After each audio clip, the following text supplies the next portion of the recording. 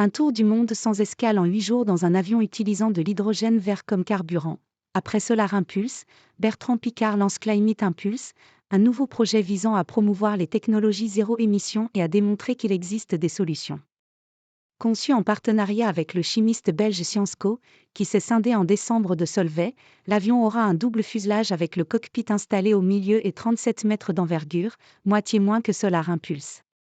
Il doit faire son premier vol en 2026 et effectuer son tour du monde 2 ans plus tard.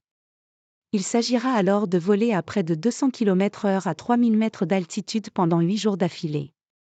Son prédécesseur, Solar Impulse 2, alimenté par la seule énergie du solaire et donc tributaire de la météo, avait bouclé son tour du monde en 2016 à l'issue de 17 étapes. Climate Impulse fonctionnera lui avec de l'hydrogène produit à partir d'électricité d'origine renouvelable, qui alimentera des moteurs électriques. On vit dans un monde éco-déprimé, qui ne voit pas de futur. Il est temps de montrer qu'il y a des solutions qui existent aujourd'hui, qui doivent recréer de l'enthousiasme, plaide Bertrand Piccard. Le Suisse, qui se présente comme un explorateur du progrès et de la durabilité, travaille sur Climate Impulse depuis 3 ans. Il s'agit de montrer qu'avec une pile à combustible, des moteurs électriques et de l'hydrogène liquide, on peut faire voler un avion biplace autour du monde et que, si ça c'est possible, ça peut se faire partout, explique-t-il à l'AFP, rappelant que l'aviation est un symbole d'innovation depuis 1903. Plusieurs projets d'avions à hydrogène, alimentant une pile à combustible ou brûlés directement dans le moteur, sont actuellement en développement en Europe, parmi lesquels le Dragonfly de la start-up française Blue Spirit Aero ou le ZERO d'Airbus. Airbus partenaire. Sciences Co, issu de Solvay et qui en a repris les activités dans la chimie de spécialité, était déjà partenaire de Solar Impulse.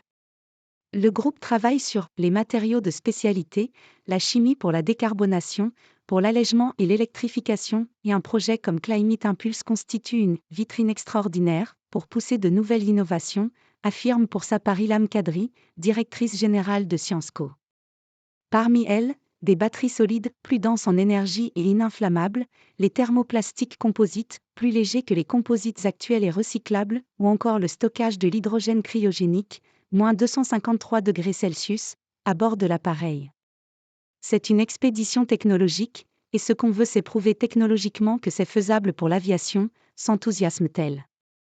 Responsable de 2,5 à 3% des émissions mondiales de CO2, le secteur aérien s'est engagé à atteindre la neutralité carbone en 2050.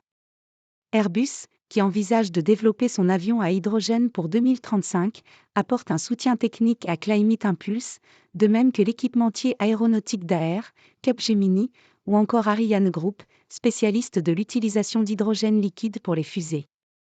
Climate Impulse sera construit au Sable d'Olonne, Vendée, notamment par l'ancien navigateur et ingénieur en composite Raphaël Dinelli.